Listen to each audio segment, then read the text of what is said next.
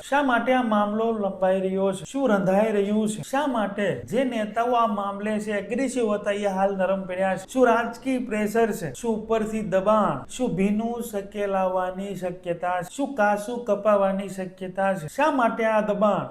શા માટે આ નરમ? અને શા માટે પક્ષાપક્ષી પણ થવાની શરૂઆત થઈ ચૂકી છે? તાજેતરમાં સ્થાનિક સ્વરાજ્યની ચૂંટણી છે આવી રહી અને સ્થાનિક સ્વરાજ્યની ચૂંટણીમાં આ બબાલને લઈ અને પરિણામ છે એ પલટાય છે, પરિણામ વિપરીત આવે છે. હાલ જ્યાં ઘટના બની છે એ બગદાણા આસપાસના જે પણ તાલુકાઓ છે, તળાજા હોય, મહુવા હોય, સિહોર હોય, પાલીતાણા હોય, દરેક જગ્યા પર ભારતીય જનતા પાર્ટીનું સ્થાનિક સ્વરાજ્યમાં છે એ સત્તા છે. જિલ્લા પંચાયતના સદસ્યો પણ સૌથી વધારે ભાવનગર જિલ્લામાં ભાજપના છે. પરંતુ જો આ ઘટના વિકરાળ સ્વરૂપ ધારણ કરે, આ ઘટના નરમ ન પડે તો તાજેતરની સ્થાનિક સ્વરાજ્યની ચૂંટણીમાં ભારતીય જનતા પાર્ટીને મોટો ફટકો પડે એવી શક્યતા છે. અને સ્થાનિક સ્વરાજ્યની ચૂંટણીમાં ભારતીય જનતા પાર્ટીને ફટકો પડે એનું કારણ એ સામે કોંગ્રેસ અથવા આમ આદમી પાર્ટી છે એ મોટી થશે. અને જો સ્થાનિક સ્વરાજ્યની ચૂંટણીમાં આમ આદમી પાર્ટી અને કોંગ્રેસ છે એ ભાવનગરમાં મજબૂત થાય તો આવનાર 27ની વિધાનસભાની ચૂંટણીમાં પણ ભાવનગર